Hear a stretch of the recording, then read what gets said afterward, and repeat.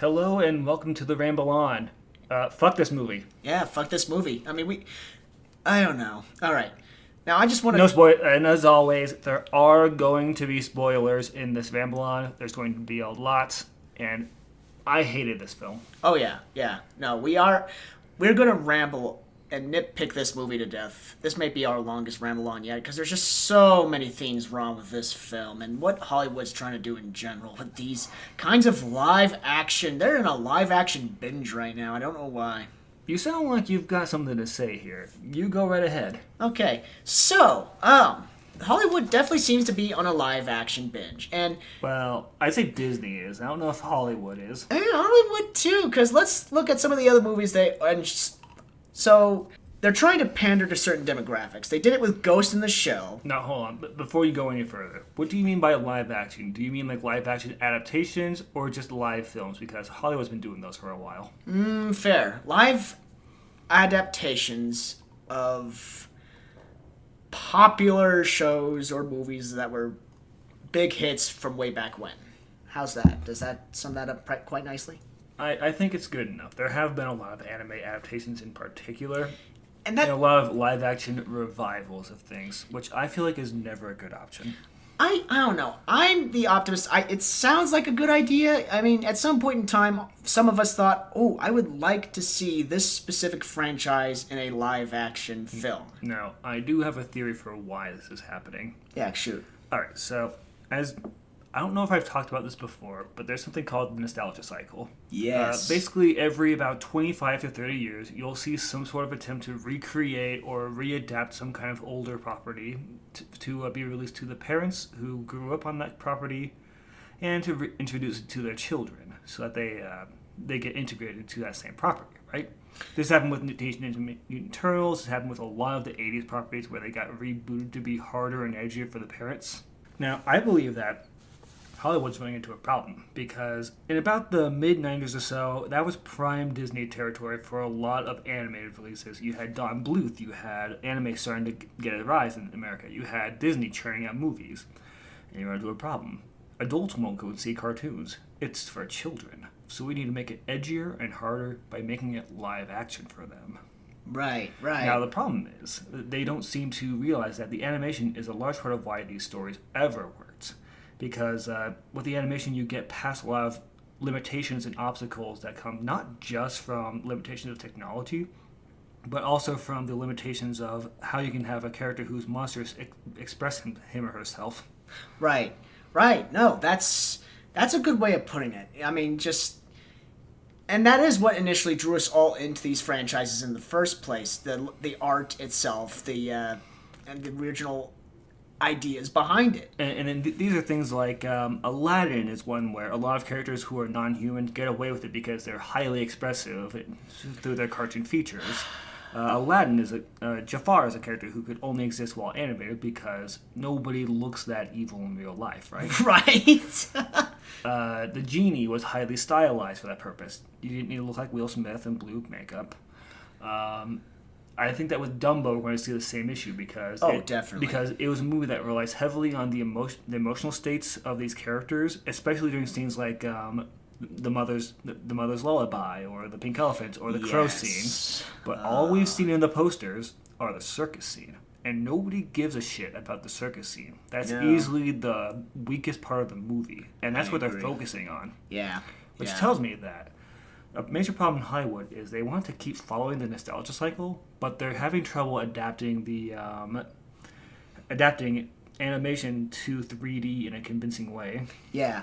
And like I said, it sounds like a nice idea, but it's an idea. To actually execute this little fantasy is... It sounds like a nasty fucking idea that preys on consumer habits. And we have seen this time and time again, even in the early 90s. They did it with Rocky and Bullwinkle. There was a live-action Rocky and Bullwinkle, along with the live-action George of the Jungle. George of the Jungle, and the Smurfs. Yogi and the Dalmatians. And this kind of reinforces what you said. They're trying to reintroduce new generations to Rocky and Bullwinkle. It's the nostalgia cycle. Yeah, it is. And they try and make it edgier, like you said, but it does not work. Now, that said, we have been talking for a good 5 minutes about anything except for this movie. Yes, so let's dig into this movie. I want to start with my own theory on why so much of this movie doesn't work. So I believe that after Avatar, a lot of people began throwing around the script terms for James Cameron and things like Save the Cats, which is a very popular screenwriting book that you read. Save the Cats. It's very popular. Anyways, in this one and things like TV tropes, you get a lot of things that happen in this movie way too literally.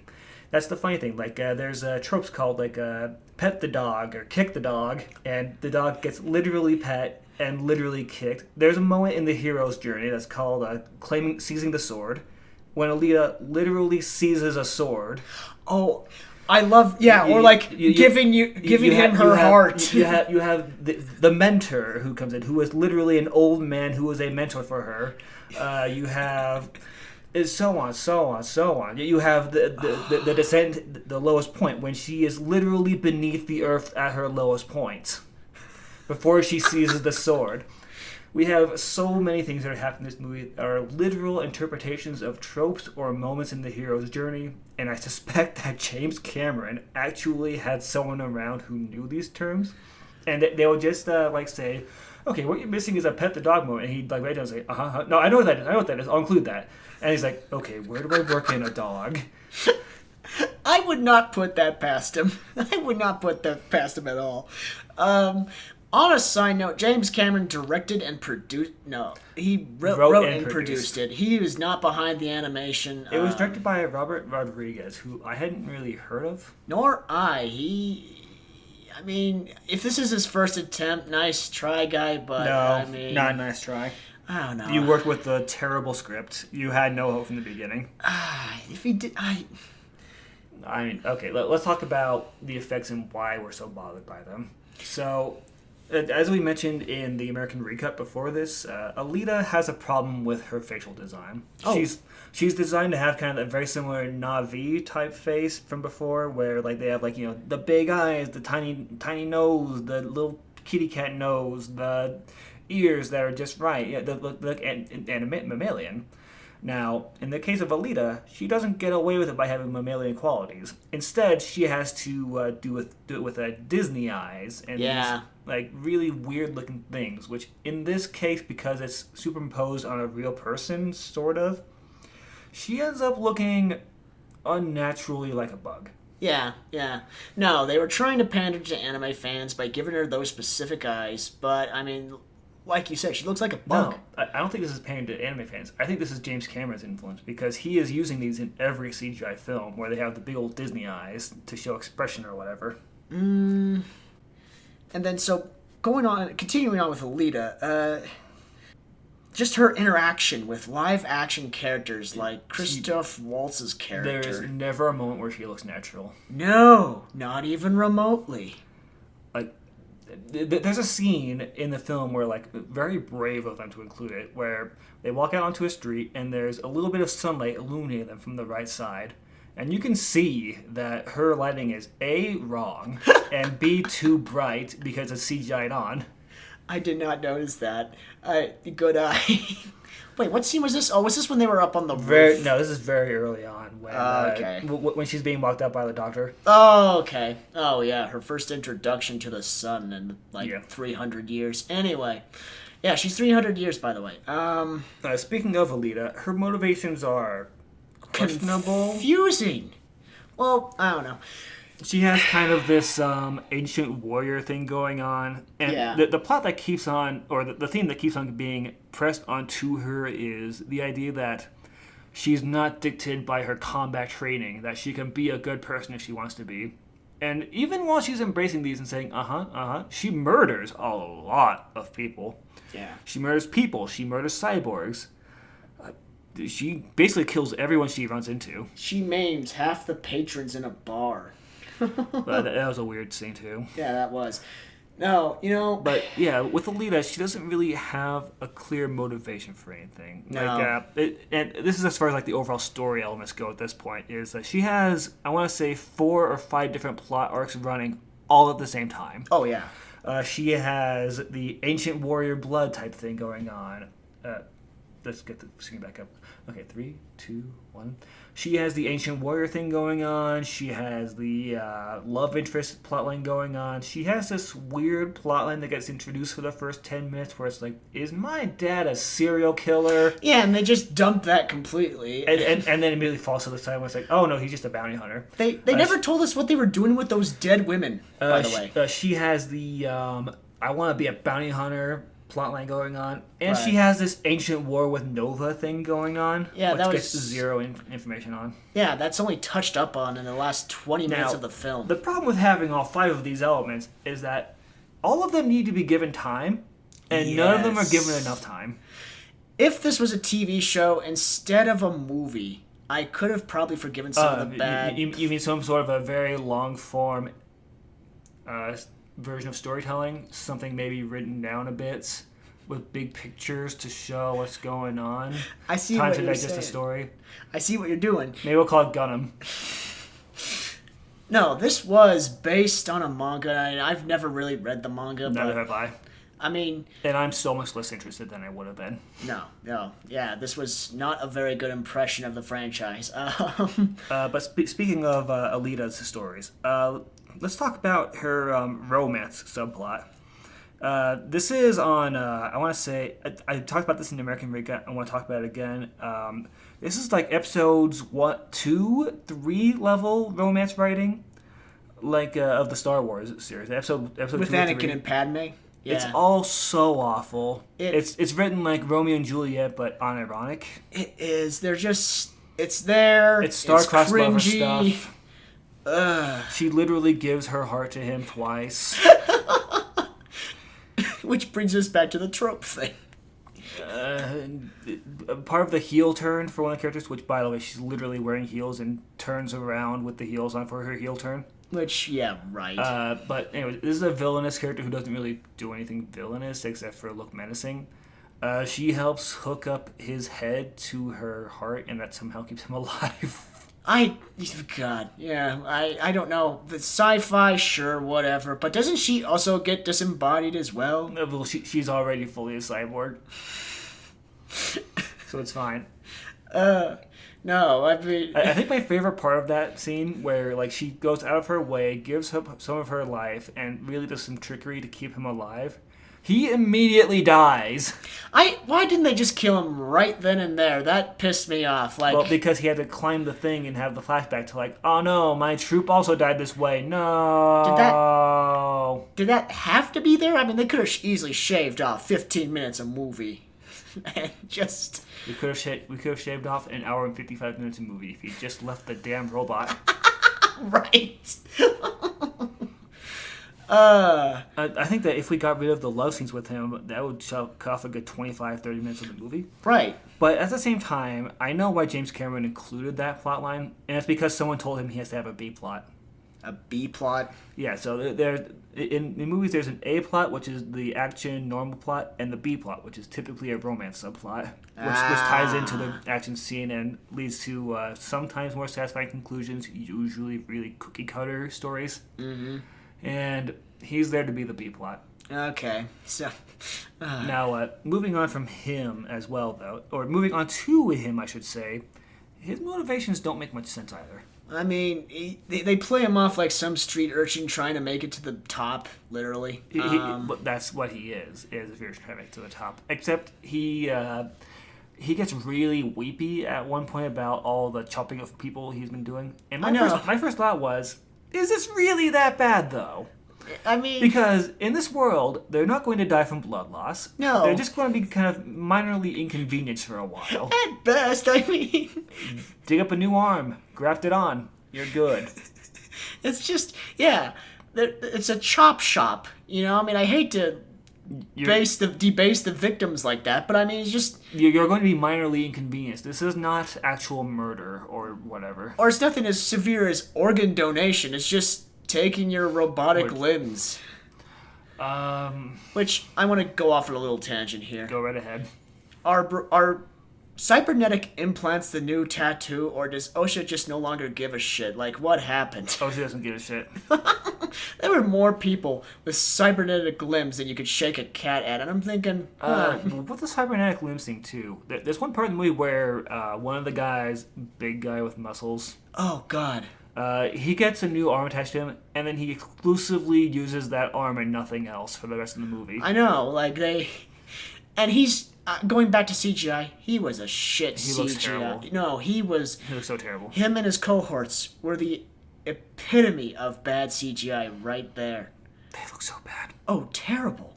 Terrible. They looked worse than Alita, in my opinion. You had this really weird scene too when they're introduced, which is when they're 3-on-1 against Alita, and she proves like I know kung fu.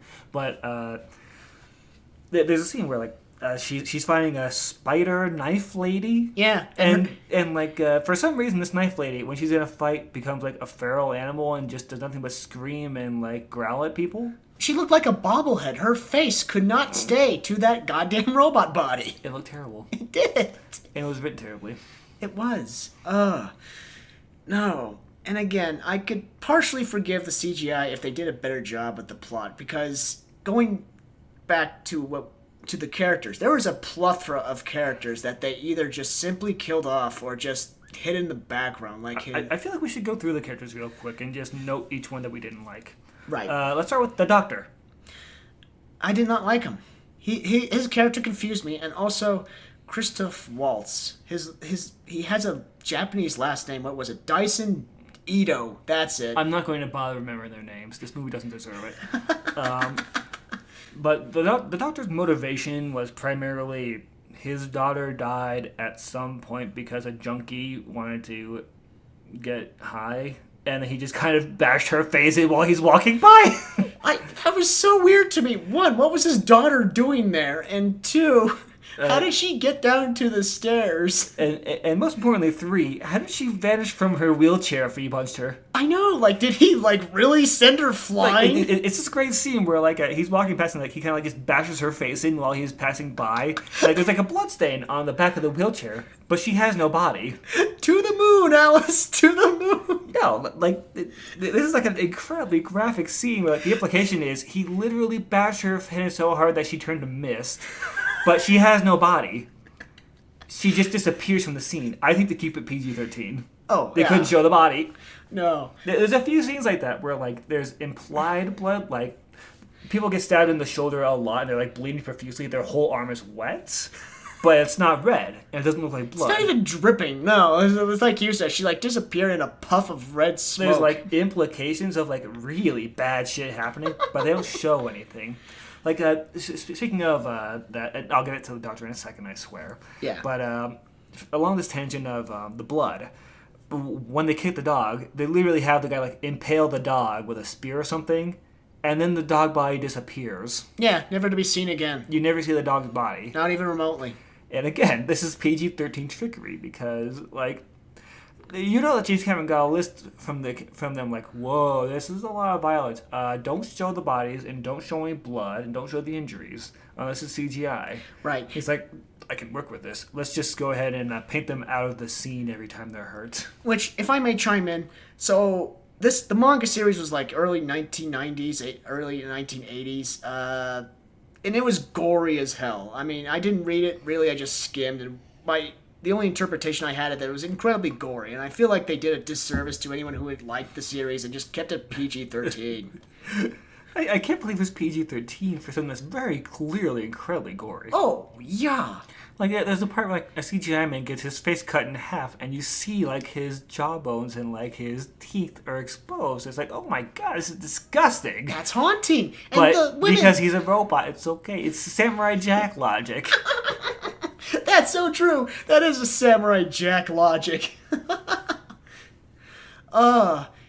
the Doctor, Yeah. his main motivation is that his daughter got punched into non-existence at some point, and he was making a body for her, which was pretty fast, pretty strong. Apparently strong enough that it could kick through like actual like solid chunk of steel just fine and not even suffer like, a fracture on the leg. he made a Pinocchio on steroids, in essence. And like they try to like pass it off as like, oh, It wasn't that her body was too tough. It was that she knew the technique to dislocate stuff. It's like, no, bullshit. She trained with a rifle. Yeah, right. No, she's 300 years old. She's very, very seasoned in combat. Except not really, because from what we see for her flashbacks, she primarily trains with weapons and she trains with rifles. She doesn't train unarmed. Now that's the fault of the movie. She has no unarmed training. That's the fault of the movie. I mean, they tried to cram so much in a 2-hour film when they just should have gone a TV But series. anyways, his plotline with the daughter kind of doesn't go anywhere because he kind of gives an exposition dump of,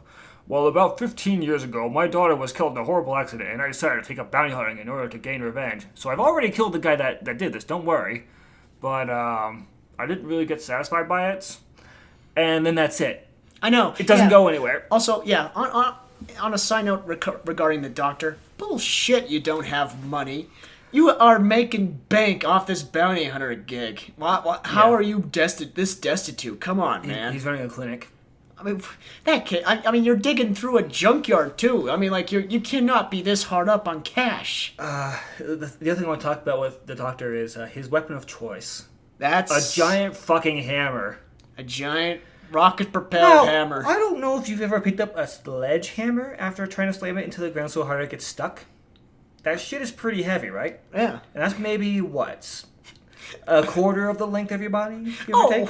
That's taller than him, I'm sure. Now, the hammer he has is not only taller than him, it's rocket-propelled. And every time he swings it, it embeds to the ground so hard it creates a minor shockwave. How does he pull it out? How does he pull it out every time? He just has a normal human body, no augments. This is the worst possible weapon I would ever choose to have a doctor use. I agree. Because if his backstory was that he was a mercenary who turned to medicine, then fine, let him have the big hammer. He's used to it. But this is a doctor who turned to mercenary work. He should be having much more subtle weapons. Right. Like, this is either a badly miscast character or really shitty writing to give him a weapon like this.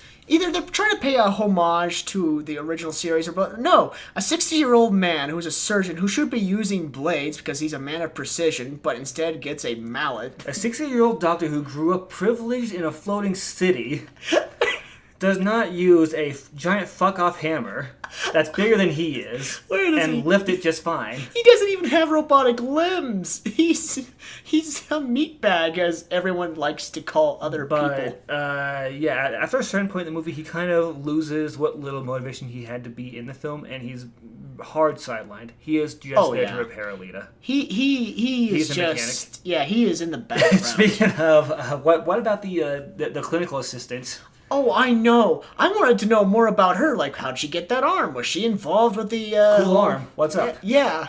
But she doesn't even get any lines. We don't even get a name. She doesn't even get any lines. I noticed this, like, halfway through the movie when, like, she gives, like, sympathetic looks, and she looks like she's awful sad about things, but she doesn't say anything. No, we get no elaboration. No, she has one line where she's like, if we keep getting paid in fruit, we'll be out there picking it. And that's it. She doesn't get anything else after that. What a thankless fucking role. No kidding.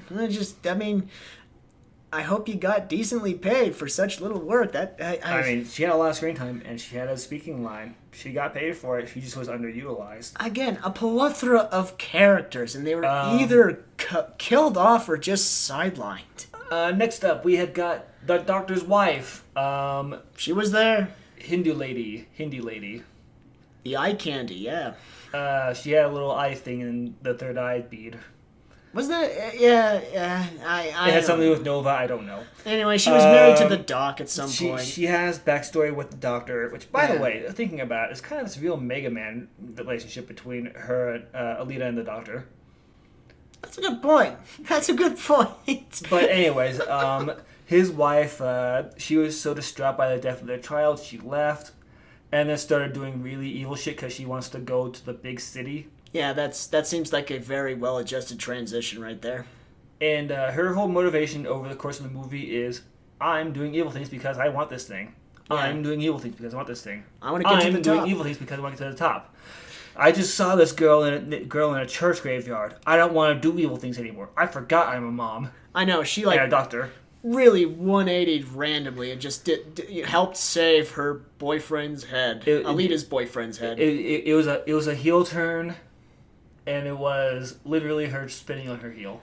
Oh my god, hastily done, poorly written, and and she's in there for like a grand deal. That's for her. She doesn't really have any lines outside of, yeah, curse you, meddling heroes. We'll get you next time. Essentially, and she's only there for like, 3 scenes, so yeah. She shows up in a surprising amount of scenes that's like up in the background, like Yeah. just doing nefarious things, but like in the dumbest way possible. Like, I might need his arm for a project. And then she literally just takes his arm, grabs it onto the guy who already fucked up twice, and says, "Go get him, big guy." Right?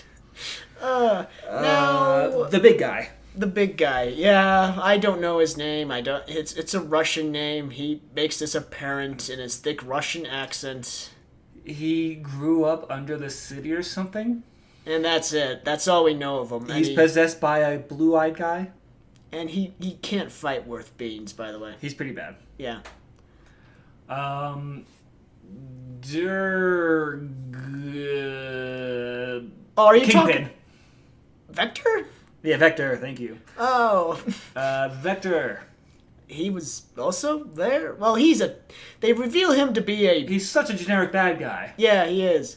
They reveal him to be a secondary antagonist because he's like some puppet to some main antagonist that... He's like the Nova's puppet or whatever. Who only gets one scene, by the way. I guess he rigs fights in the Death Stalker. I don't know. It's all so damn confusing.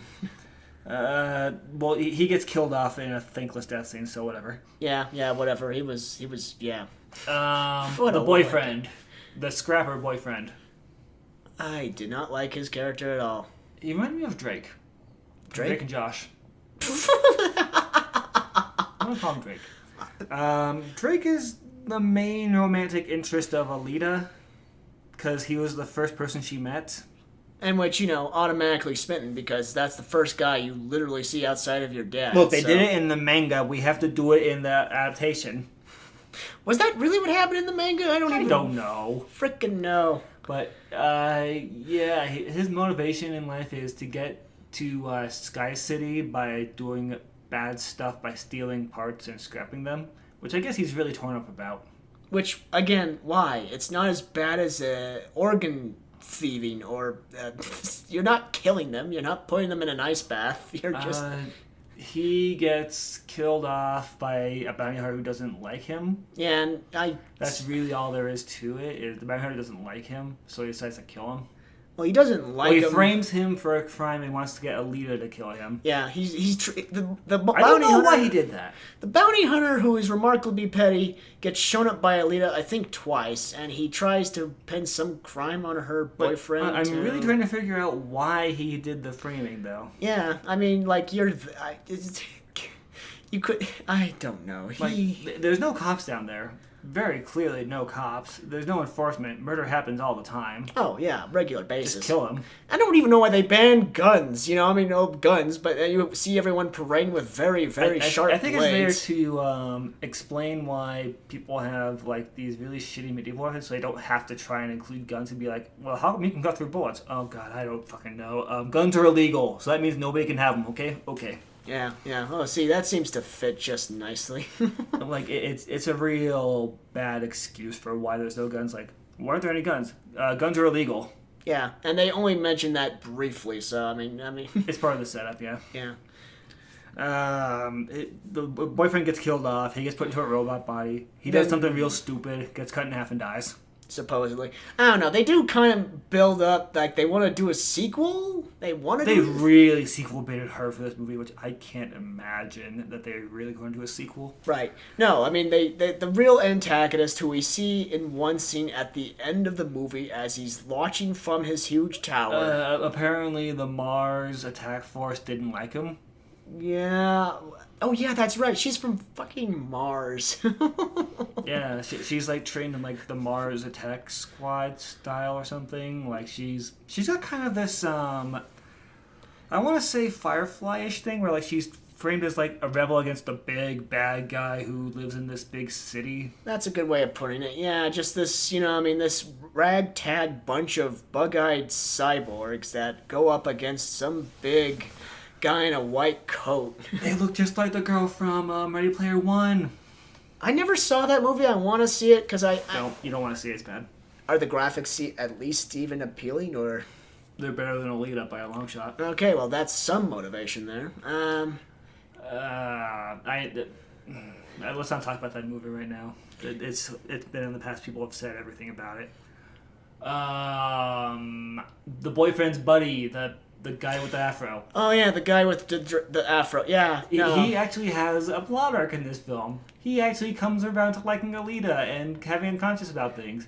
And then he gets fucking cut in half at the dumbest moment. He goes out like a punk. No, he's built up as like some douchey tertiary antagonist. Like he's built up as an anti-hero, someone who's like, I don't agree with your methods, but I'll join you in this fight. And then like what happens is our pretty boy is being held at sword point by someone.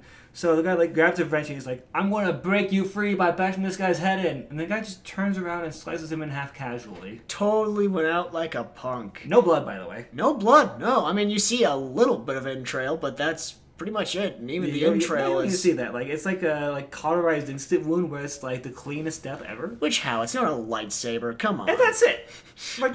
There's no warning him. There's no even giving him his name. He just dies. No, and the funny thing is, you know, I mean, you're built to not like him, but I was kind of with him on some things. Like, yeah, dude, what we're doing is just to get by. It's a chop shop operation. He was there for a lot of scenes. Like, he's there along with what's her face, the other chopper. Oh yeah, the token female friend. Yeah, the Asian friend. Yeah.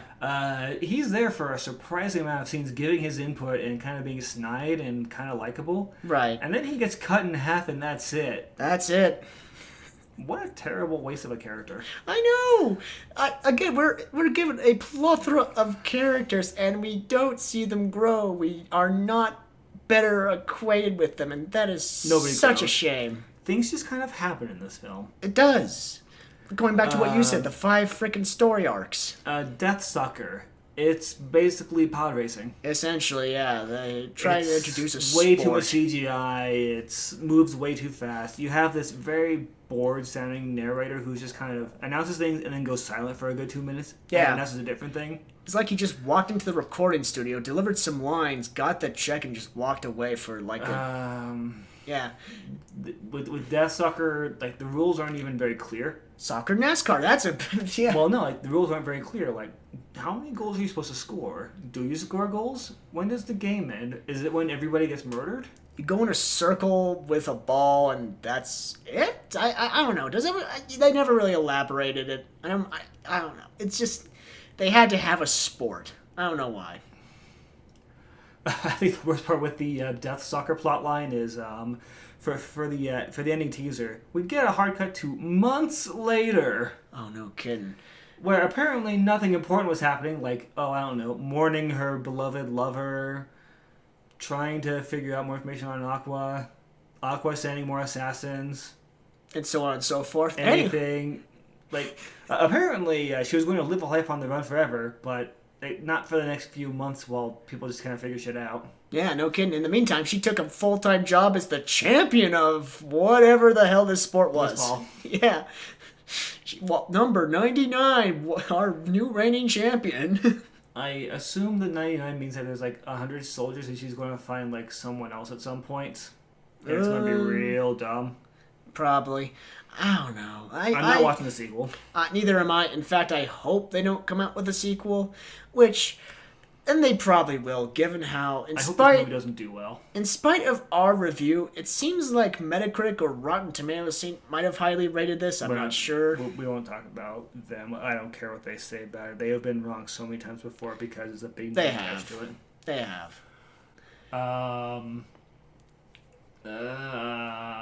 What else do we got? The CGI looks bad. The characters are all terrible. The story is hodgepodge and nothing really happens by and large. No. It feels like it runs half hour, 45 minutes, way too long. It was 2 hours. There's the guy with the dogs. Oh, yeah, we never get... I would have liked to have better known that guy. I was really hoping that we'd get like, okay, we have the badass crew to go. Let's go take on the bad guy. And then nothing happens with the crew.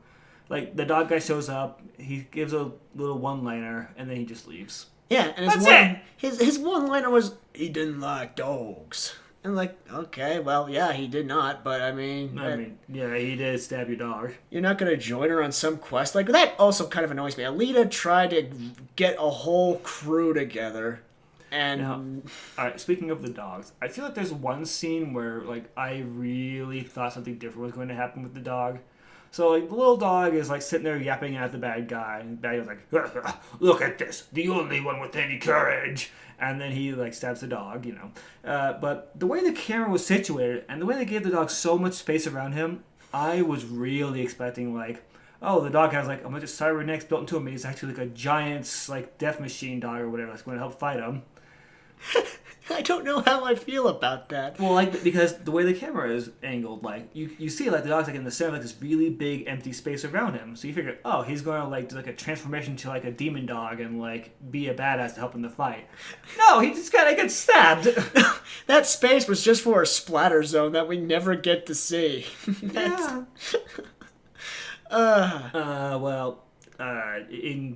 I don't want to say closing because I feel like there's more we could talk about here. But Well, I don't know. I mean, we haven't reviewed many movies, but this is by far the worst movie we've ever seen. worst of the year so far. And you know, I mean, there are some movies that have boilerplate safe plots, but fantastic animation, like Spider-Man Into the Spider-Verse. That was a great movie, even though it had a pretty safe plot. But you know, I mean, It excelled in ways that weren't just the plot. This one doesn't excel in any way. no, not even remotely. Nothing works for it. Not the parts that should have worked don't. No. Nothing works for this movie. And I like sci-fi and I like manga and what have you, but Oh, I just realized there's a scene early on, like you know, during the montage of people in the marketplace. There's a guy who has yeah. like 3 arms. He's like playing the double neck guitar, which looks great. Like, Yeah. this guy has a kind of cool artsy modification to himself, and nobody else has those kinds of artsy modifications to them. Right. Nobody. I am baffled. There's not one non-human and cyborg who chose to have a non-humanoid form. I like the setting, I like the concept, but the delivery was just I don't like the concept. atrocious. I don't like the setting. I thought it was a pretty setting. I thought It's so boring. I mean, it was terribly CGI. How many settings have we had where it's we live in a world beneath the nobility, but we gotta hit back at them? Yeah, Hunger Games. There have been so many stories like that. There has been, but I just This is not an interesting setting. This is not an interesting execution. This isn't even an interesting art style because one thing I was noticing, and let's talk about this for the effects too. Every person in the background of it, like all the background actors, were wearing just normal fucking clothes. that's a good point. They were. They were wearing normal clothes. Like, they looked like just a guy off the street. Now, this is a world where we have A, very long days, B, almost no healthcare for anyone, and C, we have kind of famine and shortages and disease all are abundant. And then you have scenes where like, there's a pale fat guy wearing tourist clothes in the background. Wait, there was a tourist fat guy in the background? I noticed 4 scenes where you have just a fat guy in tourist clothes who's pale just wandering around behind them or getting shoved out of the way. I love that. That's kind of hilarious. I hate that there is no clear art style to this story, or at least no clear wardrobe style to this film. Because the clothes in this film are so mundane and normal for being set 500 years later. No. I was expecting cyberpunk. I was expecting just average dudes wearing normal clothes. No. And occasionally some cool bodies here and there. Some cool. That's the thing. I mean, even the robotic bodies weren't even. They were cool. so uninspired. They were so uninspired. Like, I mean, So boring. The guy who's the big guy, the slender knife lady. all ripped from like Matrix or Transformers. You know, That's really just the 2 body types we really get, and they're all so boring. so boring. Like they weren't even creative with their robots. This movie wasn't even fun to watch for the background.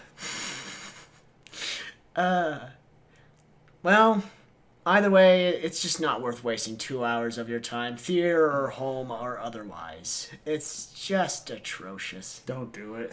It's so bad. And again, we're not exaggerating. We haven't reviewed many movies, but this is by far the worst we've seen. We've ragged on other movies, and justifiably so. But at least with some of the other movies we reviewed, there were some redeeming qualities. This had none. Yeah, fuck this movie. I'm just exhausted after watching it. Alright. I've got not much else to say. Every element of this movie failed on every level. No. It's simultaneously a very boring story that sticks way too closely to the hero's journey and the little 12-page handout that was given to the Disney company. It sticks way too much to these very established tropes, but it doesn't do any of them well. Not so much boring to me as it was confusing because they they introduced a story arc and either dropped it or quickly resolved it half-assedly. The thing is, for all 5 of the plot lines, it was so predictable. Yes. There was no twist that I didn't see coming. No, the moment the boyfriend introduced himself to be working with the antagonist, you knew he had to die or get taken hostage or something. You knew he was going to have a sorrowful death scene. You knew that they were going to have a few monologues on like Romeo and Juliet levels. Right. You knew that as soon as she heard about the death soccer thing that had a bunch of CGI, that she was going to be competing in it. You knew as soon as she heard about bounty hunters, she was going to try and be a bounty hunter. Yeah. You knew that she was going to give the rousing speech to an interesting crowd at the bounty hunter place. Yep, and yep. No, I mean, just... There were no interesting twists in this movie. I am not most attentive to detail, but even I saw some of that coming a few yards away. I mean... It was just such a boring movie. And even with the internal logic of the movie, it doesn't really hold up. No. We have unbelievably thick plot armor for Alita herself. Plot armor. That's a good plot. She is just such a Mary Sue. She's good at everything, doesn't have to try. No and every flaws. time there is a problem, it gets fixed by Deus Ex Machina every time. No flaws. Yeah, no, just... she kicks butt. She trounced 4 heavily armed dudes barehandedly. It's... not relatable at all. 0 out of 10 thumbs down. Bad. If I didn't like the movie theater I go to, I would have asked for my money back. And I like that movie theater I go to. This is one I was tempted to walk out on a few times, but I knew I wanted to talk about it. No. So that's the best I got. I would have left as well, except I paid $10, goddammit, and we were doing a review about it. Well, this has been Nick. And this has been Brendan. What a depressing shit show. Please no sequels.